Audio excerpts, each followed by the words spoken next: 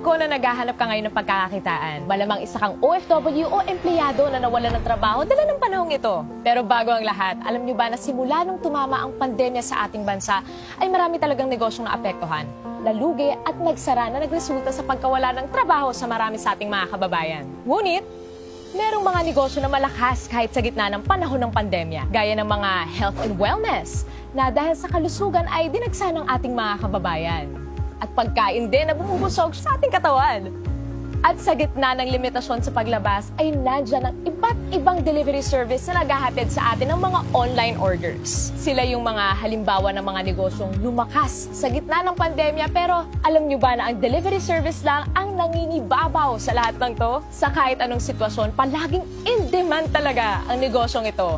Mapapagkain, gadgets, rubber shoes, damit o mahalagang bagay o dokumento o kahit ano pa yan. O gusto mong matanggap o maipadala ka agad, sa anumang oras o panahon, talagang delivery service ang kailangan. Sa bawat pag-ikot ng mga motor ng delivery service na makikita mo sa iba't ibang lugar ay katumbas din ang pag-ikot ng ekonomiya sa ating bansa. Ang delivery service ang isa sa mga buhay ng ekonomiya. Mula noon hanggang ngayon, pagkakataong kumita dito ay palaki ng palaki dahil sa demand sa serbisyong hatid nito. Alam nyo ba na ang operator ng delivery service ay kumikita ng 20% sa bawat delivery ng driver nito? For example, meron kang sariling delivery service na negosyo. Kung nag-average ang rider mo ng 500 pesos per delivery transaction, aba, may 20% na kita mo doon ay 100 pesos. At kung nakaka-10 delivery ang rider mo sa isang araw, meron kang kita ng 1,000 pesos bilang operator. Ngayon, kung meron ka namang 100 riders, ang kita mo sa isang araw bilang operator ay nasa 100,000 pesos. Ganon kalaki ang kita bilang isang operator.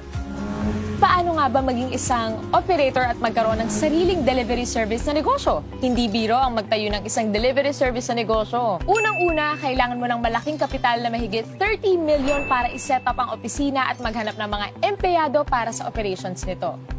Pangalawa, kailangan mo ng isang IT company na gagawa ng software at operating systems nito na nagkakahalaga ng mahigit 50 million para i-set up at i-maintain taon-taon. Pangatlo, kailangan mo kumuha ng iba't ibang permit para sa pag-operate ng negosyong ito. At pang-apat, kailangan mo pang mag-set up ng iba't ibang opisina para sa mga iba't ibang lugar na mag-ooperate at kumuha ng mga permits para dito. Mukhang mahirap maging operator ng isang delivery service na negosyo dahil sa dami ng kailangan, lalo na sa kapital. Pero ngayon, posible na.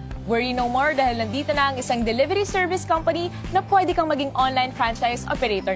TokTok, ang pinakabagong delivery service at ang kauna-unahang online franchise operator delivery service company ay kakatok na sa mga pintuan nyo. Bilang isang TokTok online franchise operator, magkakaroon ka ng mga benefits na may enjoy mo. Pwede kang tumanggap ng mga rider applicants under you with up to 100 riders per operator. Magkakaroon ka ng TokTok delivery service link to monitor your riders and transactions na kahit cellphone lang, pwede na! Kumita ng 7% sa lahat ng delivery transactions ng mga riders mo. At pwede ka rin magkaroon ng pagkakataong kumita ng hanggang 30 to 60,000 pesos. Kada buwan yan, take note, at nasa bahay ka lang. At pwede ka na rin maging online franchise operator anywhere in the Philippines na hindi mo na kinakailangan mag-set up ng kanya-kanyang opisina sa iba't ibang lugar. Nasa bahay ka lang, pwede na. Magkano naman ang kapital na kailangan para maging isang TokTok online franchise operator? Unlike sa mga traditional delivery service, dito sa TokTok, ang pangarap mong maging isang delivery service operator ay posible na. Hindi mo kailangan maghanap ng malaking opisina. Hindi mo kailangan maghanap ng mga empleyado. Hindi mo rin kailangan gumastos para sa IT system at software. Basta may cellphone at internet ka, pwede na! And the best part, hindi mo kailangan ng malaking kapital, hindi mo kailangan ng 30 million, 20 million, 5 million, or kahit 500,000 pesos. Pero what if, sa halagang 288,000, pwede ka na mag-operate ng sarili mong TokTok online delivery service? Mas okay, di ba?